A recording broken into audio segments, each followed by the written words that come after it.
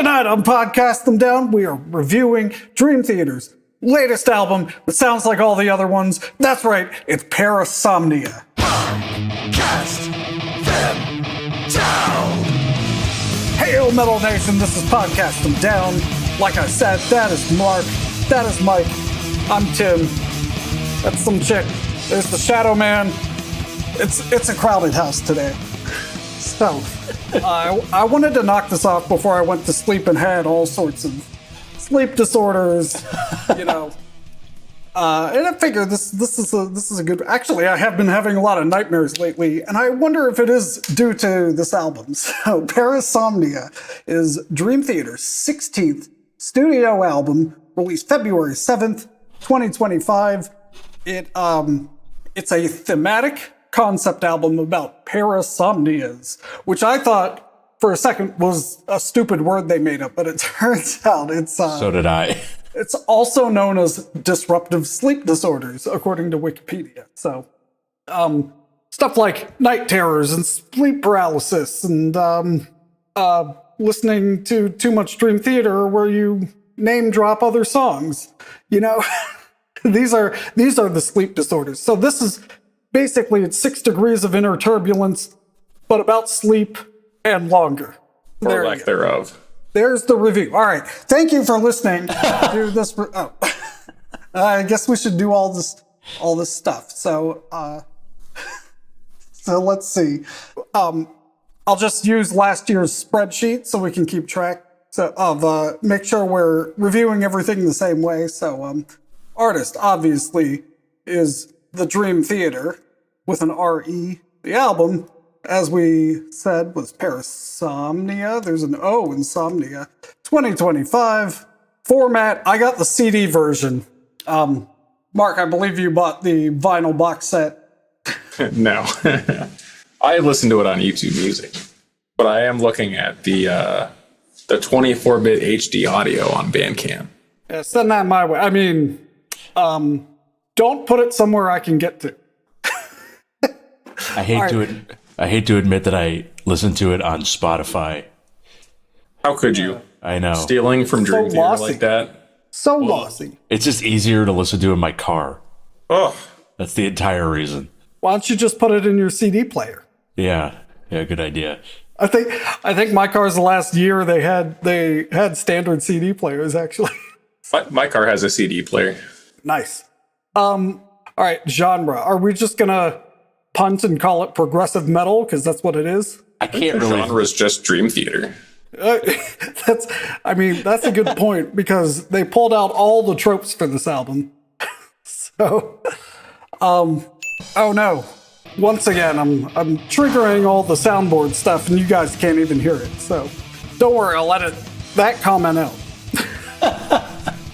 And I definitely won't forget. Okay, so, oh yeah, and it's the first album in however many years to feature Mike Portnoy. All right, let's move on. Now to all the insignificant stuff. No, so Mike Portnoy is back. He famously left Dream Theater after Black Clouds and Silver Linings because he wanted to take a short break because he was in like 8 bands at the time. They got Mike Mangini. They won a Grammy. Mike Portnoy said, "Pretty please, can I come back?" They said, yes, but John Petrucci still gets to have the sole producer credit. And he said, fine. And so now he's back. So. Yeah, I mean, I get the impression. Took a little longer than that. Yeah. Yeah, so when the whole thing initially happened, I was like, how are they going to replace Portnoy? And then they got Mangini. I was like, well, okay, he's replaced. Yeah, and that was for, how many years was that? Like 13? Yeah, it was much 15. longer than it seemed like. You know, I might have seen Dream Theater more with Mangini than I have with Portnoy at this point. Yeah. But I've only seen Dream Theater with Portnoy. You're the purist. You're saying that so you can hold it over us. I'm not seeing 80% of Dream Theater. I was surprised that they invited him back. I mean, I knew they were all on good terms again because Portnoy was in Petrucci's solo. Yep, and they did. And then they did LTE3. Right. Yeah, that's what I was going to say. But my favorite part about him rejoining the band was the stock photo that they, or the photo that they had released. It was like, Portnoy's back was clearly from two different photos where it was everybody and then Portnoy, because he was like lit different. He was like, it was like a different resolution. It was awesome. Yeah, it was all like on the phone. I'm back. Should we set up a photo shoot? Nah. Yeah, just hold up. I'm in a hotel pictures room. of you. I'm in a hotel room. Let me bring up my phone real quick. That's funny because I am in a hotel room, and that's why I look and sound different.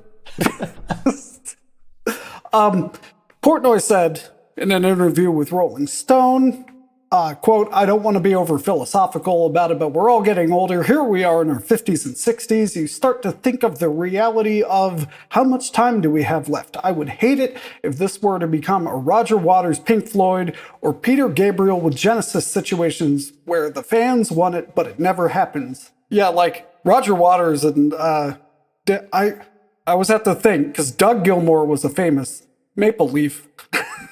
And Dave Gilmour was in Pink Floyd, so You're probably the only person who gets those two confused. no. There's the biggest city in Canada also gets those confused. Yeah, they're still bitter, those two.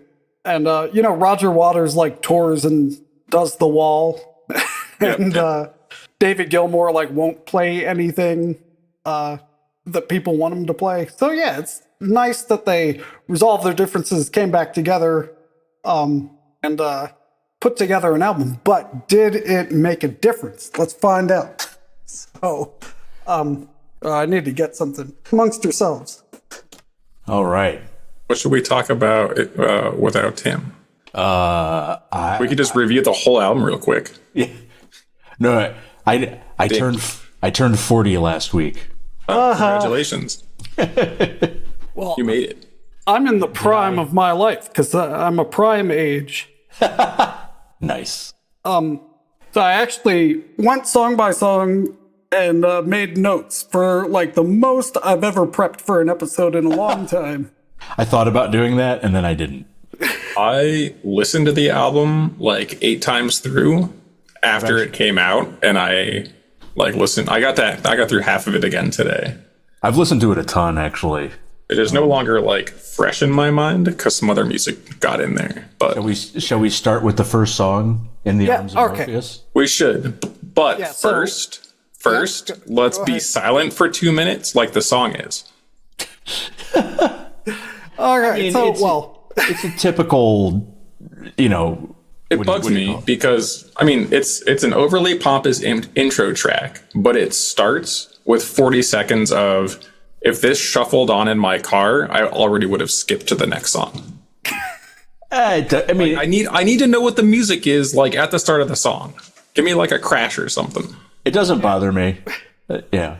Yeah, so it fades in with like ambient city sounds. Then Yeah. I guess the guy's getting home from his day of work. It's very the end of Scenes from a Memory, Right. He gets home, he goes to bed, the clock's ticking. There's No an gunshot alarm this clock, time. even though he just got into bed.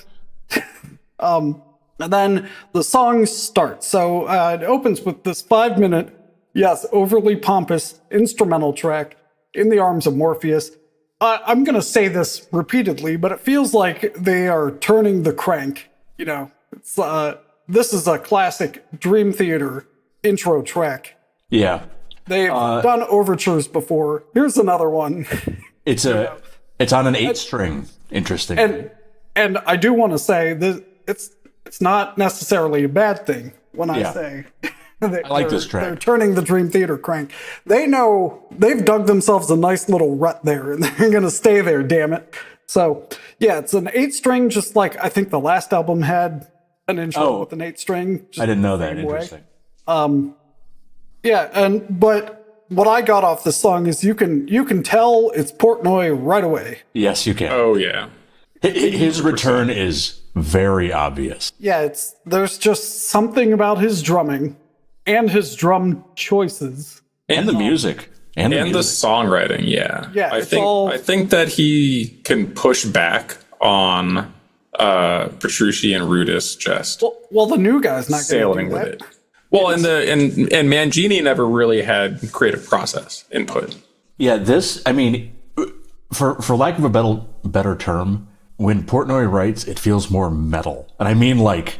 Oh, yeah. But So I got that in here. It's more metal and it's more organic, for sure. Right. Yeah, so this track is interesting because, it sounds like somebody's waking up, or dreaming about something, and there's an alarm clock sample, and it works way better than it should in the music, I think, because it almost makes me think of like a blast beat the way it's used, which maybe sounds silly, but there's like bow, bow, and it's like, it's interesting. It might be like the least sensical thing I've said on this show. I get it. But I overall I quite like this track. It's like you said, it's a bog standard Dream Theater overture done quite well. Yeah, I mean, once I make sure my phone didn't disconnect for whatever reason. So this, right away, I get the impression that this fits. This is kind of like the missing link between that plateau they've been on with Mangini, where it's just like the same thing over and over and over again, and Black Clouds and Silver Linings, which makes perfect sense. Yeah, it feels very much like Black Clouds to me. Not quite as good. I really liked Black Clouds. It's a popular opinion. I liked it too. I don't know. It could be. I don't know. I like it. Yeah. It's a solid album, and this seems to me like a continuation. I will say that looking at the reviews on Metal Archives, that is not a good barometer for how good the albums are. People gave Parasomnia, this album, a 0 for no reason. Yeah, I thought that was overly harsh. That is not... This is not a 0. There are zeros. This is a Dream Theater album. It's not a 0 unless you're an asshole. So, yeah, calling this a 0 is... Complaining about it, sure. Giving it a 0, you're a dumbass. And I'm going to call you out, dumbass. Hey, dumbass, your name is Tara Findan. Let's see what else you've reviewed. I know we're already off topic. You've 20 minutes in. We've only done the intro track. You idiot. You have reviewed 3 albums. Tara Findan, a Suffocation album that you gave 30%, Dream Theater Parasomnia that you gave 0, and you love Marduk. So I think that says everything. There is no 100% Marduk album. There isn't one. It doesn't exist. You seem to think it does. Anyway. So. All right. So. Next song. So In the Arms of Morpheus flows very seamlessly into Night Terror, which was their first single. And the music video for this single I found very hilarious. Because it's like basically the intro of basically the start of the song is like, look, Mike Portnoy, there he is. And he's asleep. And then he wakes up. Right. Well, then it also doesn't help that the first word that James LeBrie sings, and for the album, spiders. And I'm like, oh no. It's hard to take it seriously. But I mean, this song is the song. The content here, I mean, it's pretty obvious given the theme of the album. This is about night terrors. I'm not sure how you're getting that. This is fairly long. It's almost 10 minutes. I quite like this song. Kind of like As I Am and The Dark Eternal Night blended together. Yeah. Like many of these songs, it's intro riff, variation of intro riff, verse, pre-chorus, chorus, verse, pre-chorus, chorus, solo, solo, solo, solo, solo, solo, bridge, solo, solo, solo. Yeah, we'll get to that. And then they'll go right back into a verse or a chorus and end the song. And that like main structure kind of happens repeatedly throughout the album. This is the first time where maybe it's just because I listened to too much Dream Theater. I'm like, I know what's coming next, but like not from a big picture, not from a tempo change coming, that kind of thing. Yeah. I will say Portnoy brought out his weird drums and cymbals that he's been wanting to use for a long time here. There's some kind of bell. There's a very dark sounding china, and it might be a stack. I'm not sure. And I'm not sure if they're rocket toms or roto toms, but he's got like a bajillion of those little toms. Yeah. So one thing that I find interesting, listening to Portnoy's drumming is like just super, super obvious. And it's interesting because I know like the typical criticism of him is that he overplays, right? Like, he's just going too crazy. Right.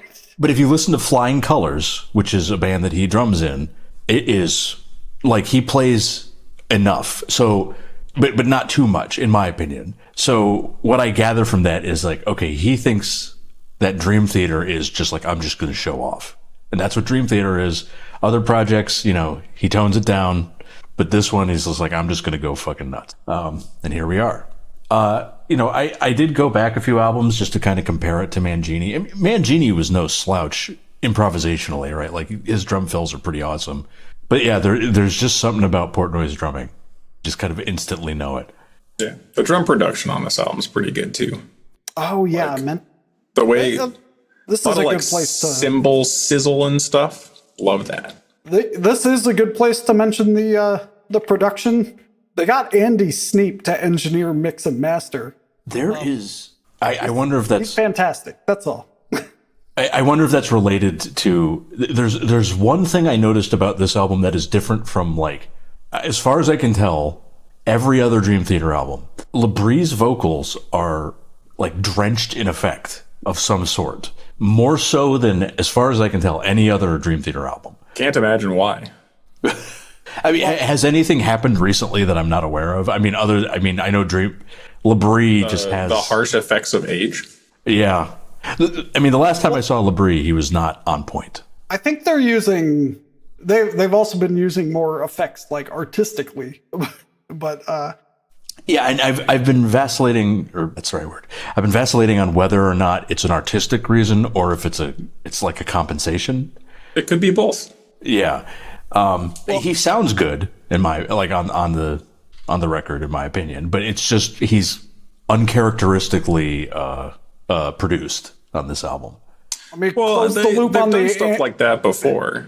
Let me close the loop on the Andy Sneap thing. He's in Judas Priest, and he produced Invincible Shield, which I think I gave a near perfect score. So yeah, it's up there. I gave it a 9.8. Anyway. But yeah, it's just an interesting choice. Other than that, I mean, I feel like Labrie sounds, and I don't think it's a bad thing. I don't think it makes him sound bad. It's just unusual. But I think he sounds good. The guitar tone, I mean, we basically got Petrucci's Mesa Mark series tone that It's thick. Yeah, it sounds great. The bass is not particularly prominent on this album, I think. Oh, I disagree. I could hear it. Disagree. Okay. I could hear it. It's your lossy. I'm sorry. Your lossy Spotify listening. No. In the car. I'm sorry. The noise. I said that incorrectly. It's not that it's not prominent. Maybe production is the wrong place to talk about this. Writing wise, it's pretty. It doesn't stand out. It follows the guitar a lot for sure. Yeah. Speaking of following the guitar, in Night Terror, it's the first of many times they have one of those solos where it's Jordan and Petrucci playing the same thing. Oh, interesting. Doing some unison part. They pulled that trope out repeatedly throughout the album, and guitar solo flutters, the whammy flutters. He almost overuses them. It's great. I love a good flutter. It's actually impossible to do that. I'll figure out how to overuse it. Wasn't like Through the Fire and Flames, they broke a string during the solo and they were like, yeah, we'll just keep it in. So that sort of thing. It's like, yeah, you literally couldn't do this again live. But anyway, the key, I also thought the key choices are interesting. Like just the sounds that are being used. I wrote that down too for a different during song. The solos or during the songs or both? For the most part, they're pretty safe, but there are just a few moments where you get like a Sega Genesis type of. Yeah, and you're like Rudis. so my main gripe across the album is that there's two soloists in the band. There's Rudis and there's Petrucci.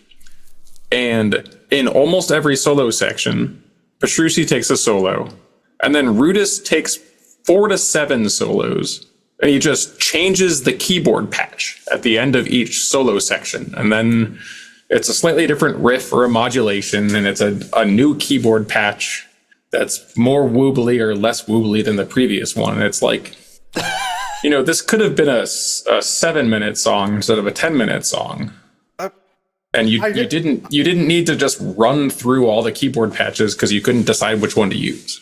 Yeah, I don't think there are too many keyboard solos per se. I think these solo sections are just too long. And as a result, you get a 10-minute song, an 8.5-minute song, an 11-minute song, an 8-minute song, a 7.5-minute song, and a 20-minute song. They didn't need to be that long. There's a 5-minute song in there, and then 4 minutes of solos. I don't think they detract. Well, I mean... It depends on the song. For me, it stands out sometimes when it's clearly just Rudis clicking the next button, because I've watched their rig rundown videos from a while ago, so it may be different now. But he has all of his patches programmed, and he just clicks a button and it just goes to the next patch, through the entire set or through the entire song or whatever. He's just all right, on to the next one. You had this criticism of The Astonishing as well, if I recall correctly. I don't recall anything about The Astonishing. I really enjoyed that album, but I guess it does not stand the test of time. I haven't listened to it since. Since we saw them do the whole thing live, I haven't listened to it since. I have no memory of it. The problem with that album is that you can't sit and listen to a song. It is. Like there's a single or two. I sit and listen to albums. I pretty much exclusively listen to albums when I'm listening to music, unless it's in the car. And before the latest Dream Theater came out, I listened to Dream Theater's discography, chronologically, except for The Astonishing. I enjoyed it, but yeah.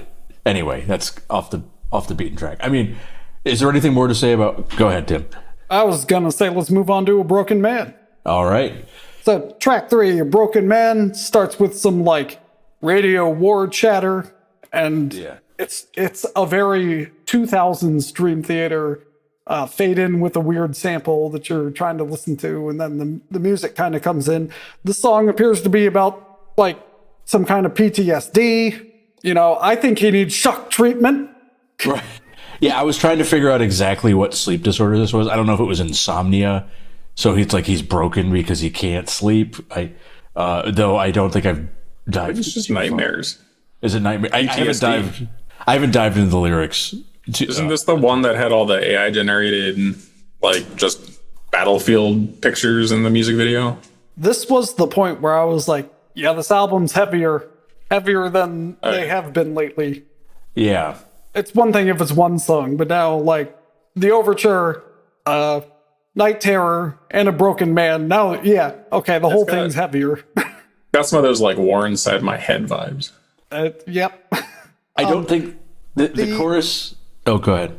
I was going to talk about the chorus. Yeah. The chorus comes off to me like Mangini era.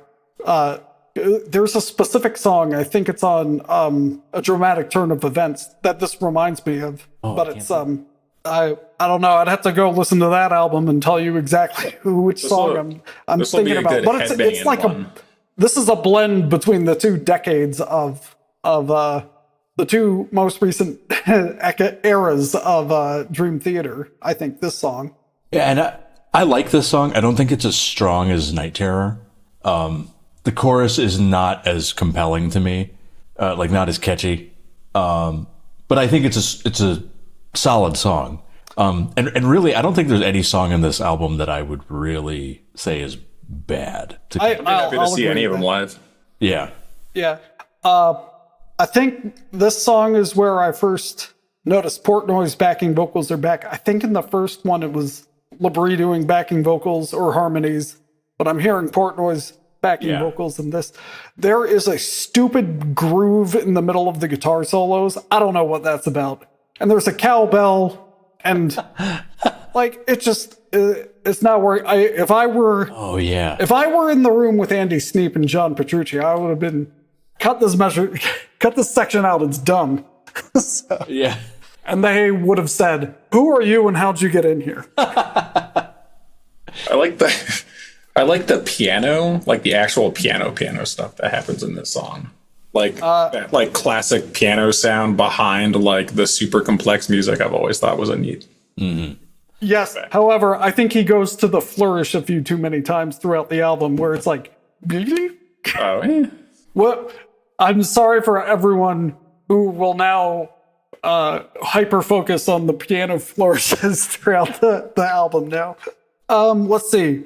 They did that thing where they change up the last chorus.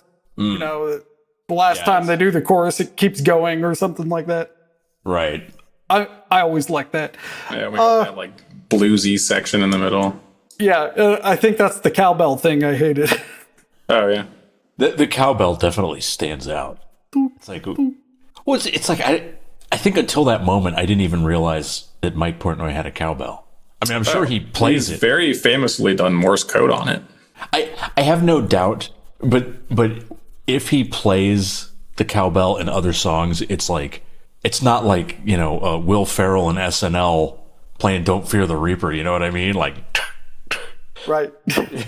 That sketch has ruined cowbell for me. All right, next song, "Dead Asleep." I quite like this song. It reminds me of "In the Name of God," which I the love. way it fades in with talking. I find the content interesting because I think this has happened, right? Like, it's basically about a husband who's sleepwalking murdered his wife, right? Yes. Yep. And I just summed up in 3 seconds what this. How long is this track? 11 minutes. Yeah, that's there you go. 6 seconds. 6 seconds. It's an 11-minute track. They pull another Dream Theater trope out here, which I don't think they've done much with Mangini. Listeners, correct me if I'm wrong with specific examples in the comments, but they do a riff, right? And then they'll completely change the time signature or the groove and try to force the riff into that new groove time signature feel thing. I've always liked that, actually. Yeah. Me too. And they do it here in Dead Asleep. It's back. I don't know. Okay, I don't know that James Labrie should be allowed to say the word "free." What did he say? In the eyes of the law, you are free. He just has this way. Well, that line is just dumb, though. It's pretty stupid. But every time he says "free," I don't know what it's just that word. It's like equal time is spent on every single like component of the word. Maybe it's his Canadian accent. You wouldn't do that with any word, you know. Free, you know. You spend more time on the E. He gives equal time to the F, the R, and the E every time. There's 2 E's. Just the sounds. He just breaks them into their morphemes. Very inconsistent with you. This song also has a good flow. Like the first verse is at some energy level. When they come into the second, it's rising. So it's a nice long build. This and another song during the solos, they just drop the rhythm guitar. Yeah, I noticed that. Yeah, so it's like bass, guitar solo, and some keyboard fill. And I'm wondering, like, did they accidentally delete that take? They're like, oh shit. I actually appreciated it. I mean, because, like, I don't know, you know, recording an album, it's like, oh, there really should be guitar here. I think these solos work without it, right? Like, would guitar add a ton? I don't think it would add a ton. It might add a little bit. But I think the bass, I feel like it's bass and keyboard playing in unison for most of those. Because it doesn't, it's either that or like bass with an octave or something. The bass is like thick during those parts. And I think it works. It's proggy. Yeah. All right, next song. Okay. Midnight Messiah with lyrics by Mike Portnoy. This song, I don't know what sleep disorder it's meant to represent, but it's clearly about Mike Portnoy coming back to Dream Theater. It is. He name drops all the Dream Theater songs that would fit comfortably. So specifically, this Dying Soul, Home. There's a couple other.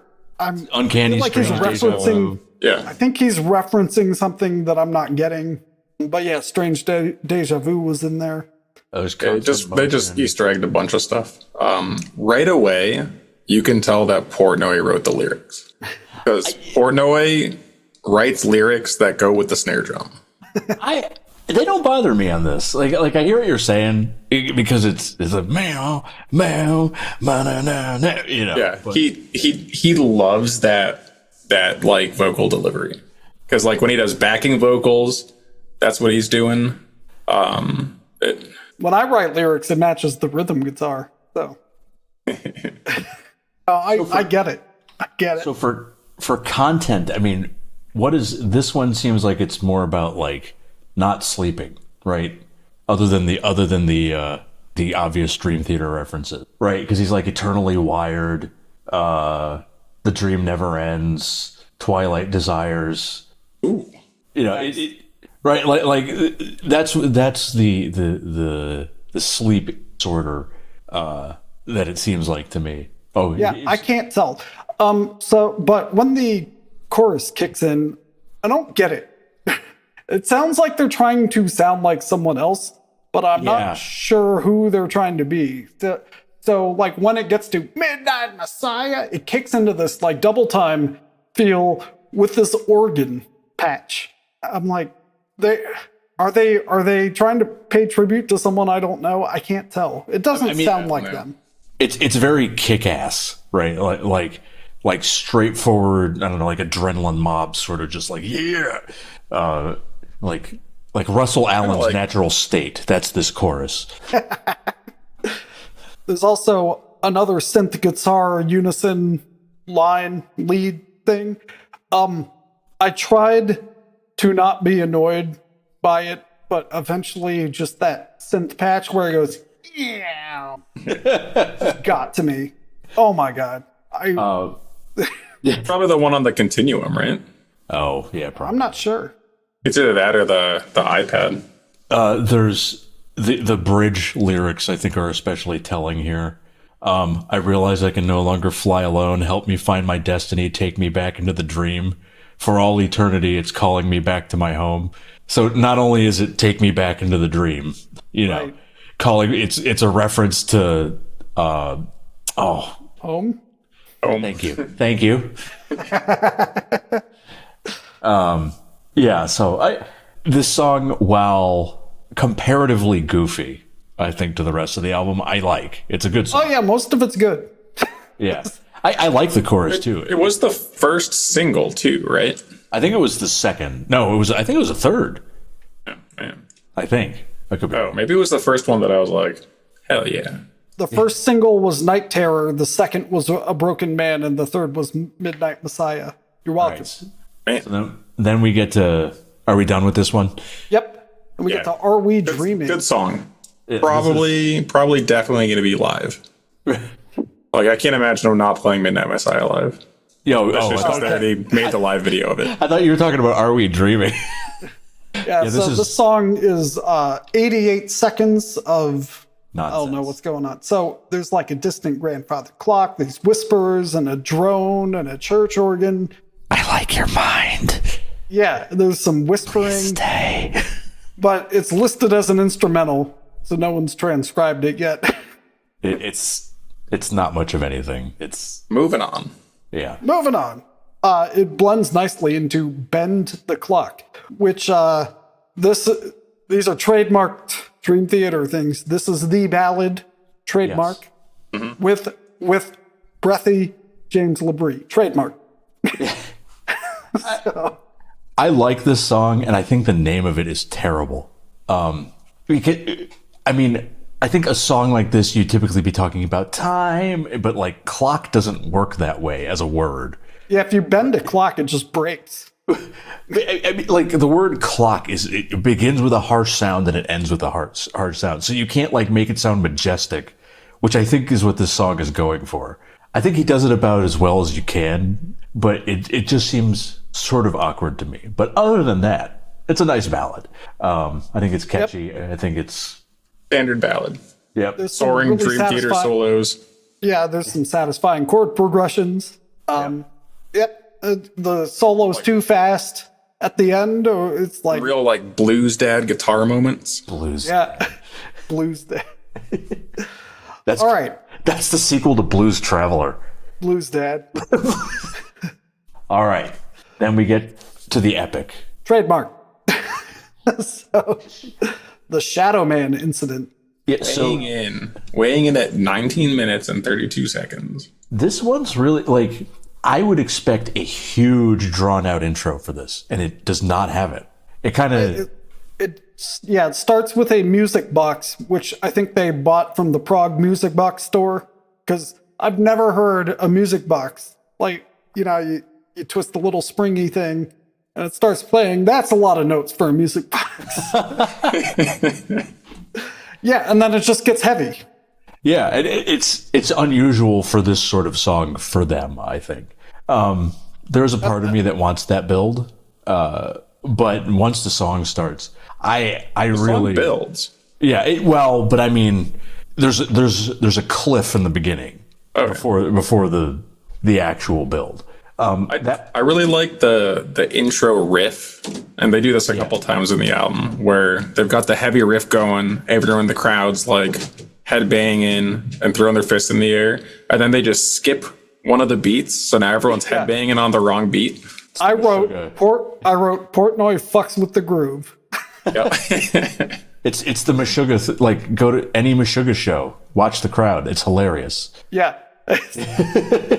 Yeah, I love that they did that. And then you'll see the real nerds who headbang exactly correctly. Right.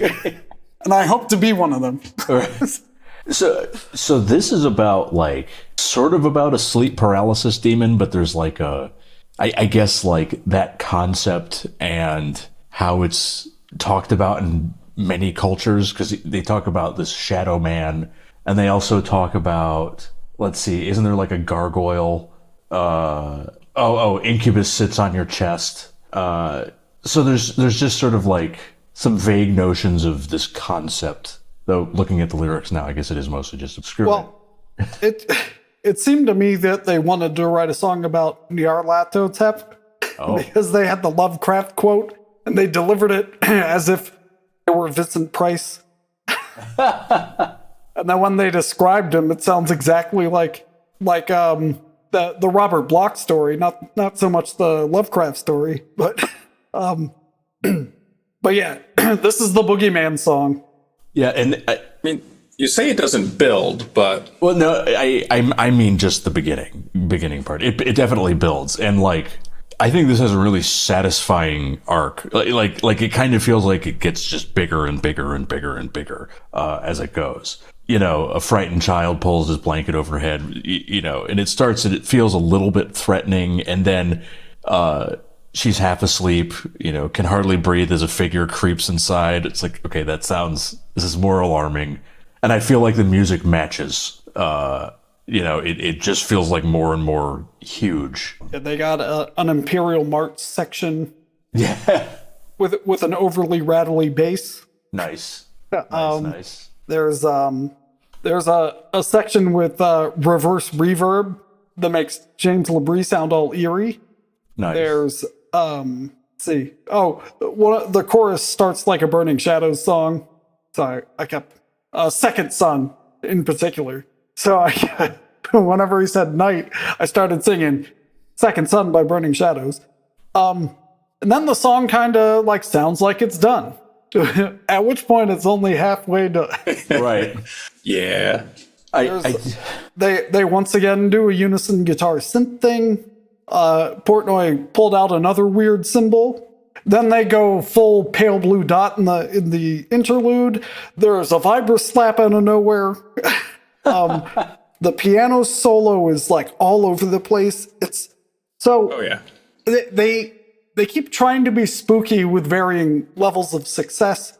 The only spooky thing about this piano solo is the key it's in. There's more guitar whammy flutter, and then they go Enter Sandman towards the end, where they tell you to sleep with one eye open. I had to listen to it a few times to figure out if I was hearing what I thought I was hearing. Better keep a watchful eye and maybe leave a light on tonight. It's just so it's like, maybe. I get Dreams it. of war, dreams of fire, dreams of dragon's fire. If you imagine like a Vincent I got the Price. line wrong. If you imagine like a Vincent Price, like, better keep a watchful eye and maybe leave a light on tonight. You know, but then James LaBrie singing it sounds really goofy to me. I like the description of the Shadow Man, because I feel like he goes from like he goes from nebulous figure to like, I don't know, steampunk monster, standing at 7 feet tall. He's a sight to behold. Wearing a flowing black cloak and a watch on a chain. Okay, now we're Got quite really a dapper hat too. Yeah, we're very specific all of a sudden. And apparently he's sitting on your chest. A 7-foot man sitting on your chest is alarming. That would not be fun. No, I would not like that. But yeah, the especially the first half of the song, just the way it like, you know, the chorus is almost like comparatively upbeat. And it's an interesting contrast, I think, and I think it works really well. Overall, I really enjoy this song. I think it's great. Dream Theater has this incredible ability to write 20-plus minute long songs that I can listen to multiple times in a row. Yeah. Like, you know, even the Count of Tuscany, ridiculous concept and lyrics, but like the song is a banger. I love that song. It's so good. It is funny going online to try to get opinions. Just looking up other people's opinions. People are really, I mean, it's all over the place. Yeah, well, I mean, people are wrong. That's why. That is actually specifically why. Maybe we put out the episode with our review method, and we keep track because we Podcast Them Down is famously objective and correct. So I have heard that. But like, you know, maybe people just didn't find Count of Tuscany relatable. Like, you know, that happens to me every other weekend.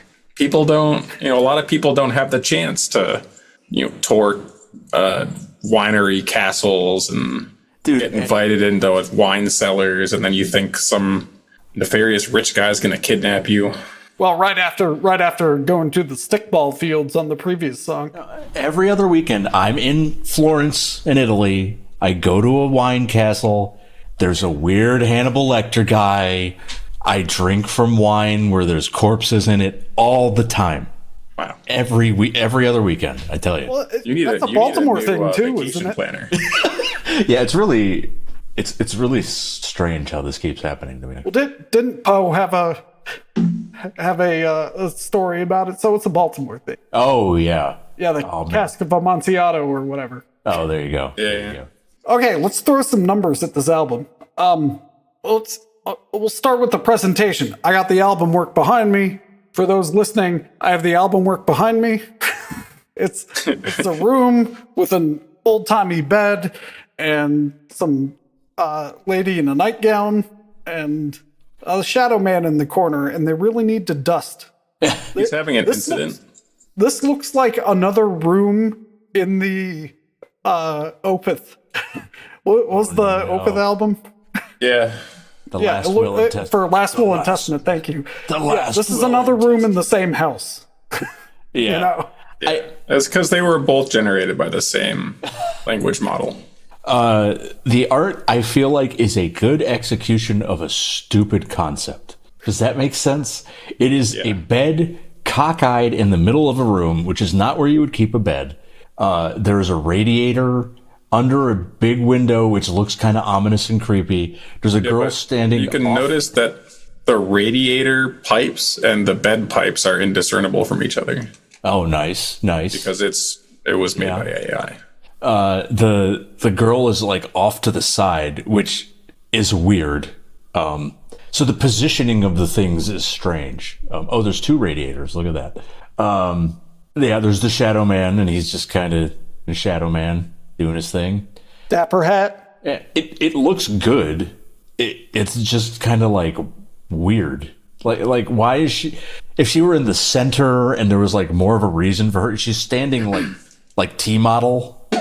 You know what I mean? Like it's like the default loading position of 3D models in video games. She's kind of standing like that.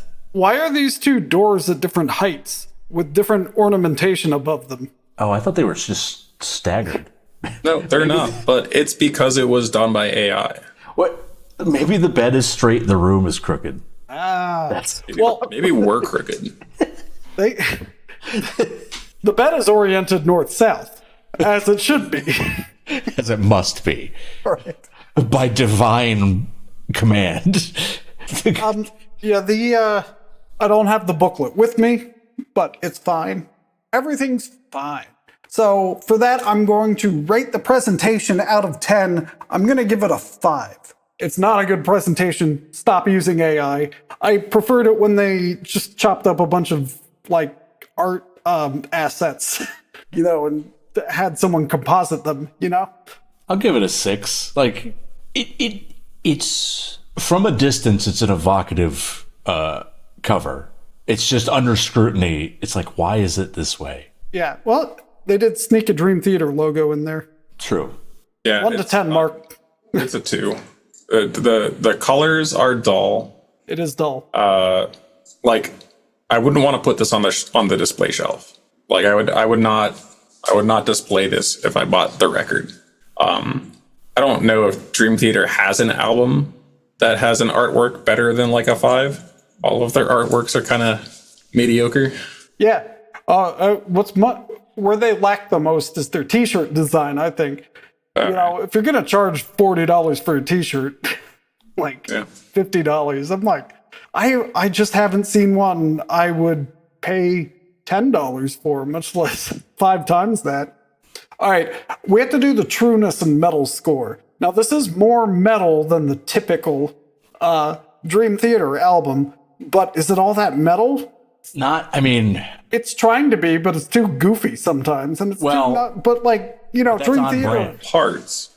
That goofy metal is Dream Theater, right? Like it's right. It's not as metal as Train of Thought, but it's far more metal than Falling into Infinity. Yes, yeah, which is never mind. I was going to say something about Mike Portnoy producing, but I think that was the last album he didn't produce. Yeah, he didn't produce Falling into Infinity. Then he was that was the whole everything up until he left, and he did not produce this one. So, for Trueness and Metalness, I can't go higher than 6. Yeah, I'll do 6. 6 sounds good. Oh, 6, okay. 6. Now, perfect 6. That makes it more metal, which means I have to take points away. All right, now scoring the music. It's good. They hit all the tropes I like. They, it's not perfect. There's room for improvement. It's an 8 for me. Yeah, I agree. I was going to say 8.5. I was also going to say 8. It's pretty good. Maybe 7.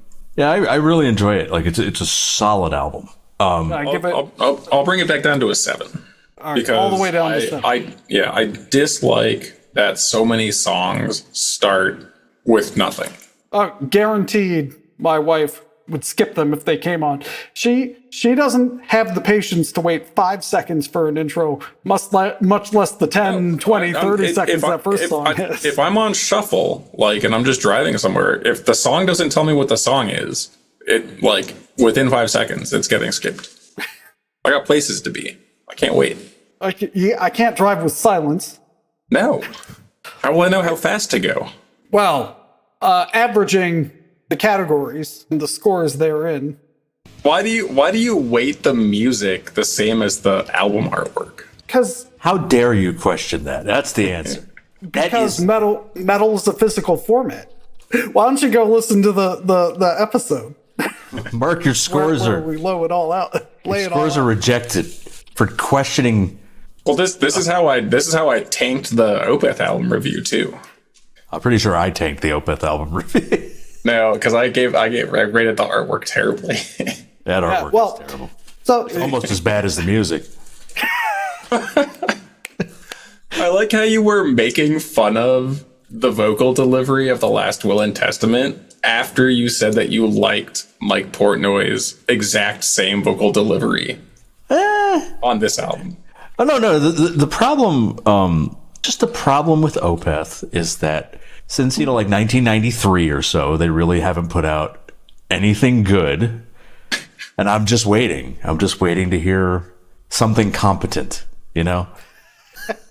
you're going to be waiting a long time. All right, so the music on this album, back to Parasomnia. The music on this album is very good. High 7s, low 8s, around there. But the presentation and trueness of this album leave a bit to be desired, resulting in the correct comparable score. That's the other thing. You can compare this to the metalness of sports teams, metalness of flags. That's why we do it this way. This is a 6.06. That's the rating. Oh, it was almost So perfect. close.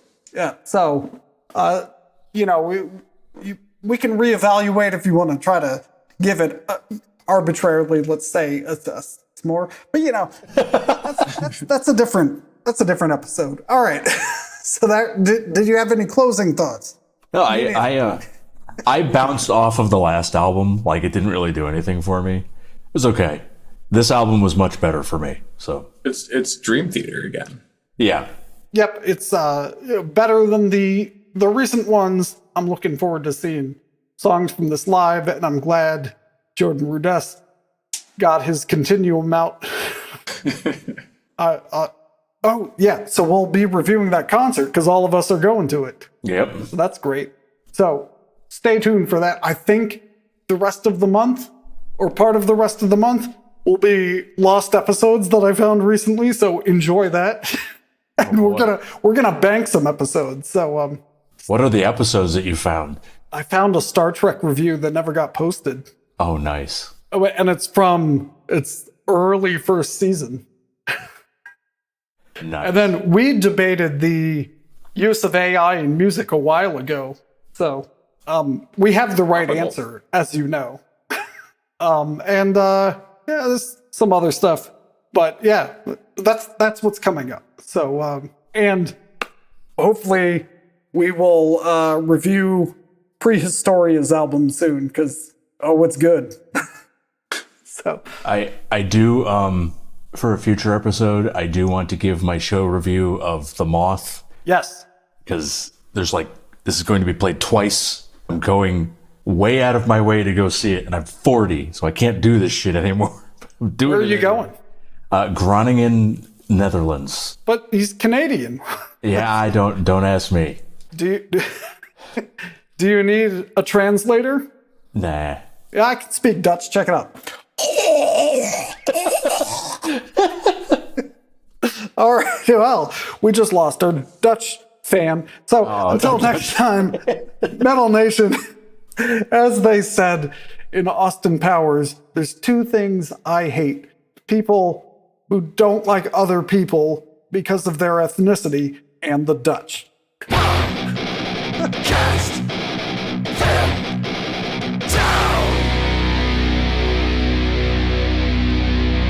I misquoted, and it's from the third Austin Powers, so of course no one watched that. I saw that line. I remember that line. Yeah, gold member. Yeah. I think Austin's dad says it. Yes. And spoiler alert from this 23-year-old movie, turns out Dr. Evil and Austin Powers are brothers. What? Oh. I always thought they looked similar.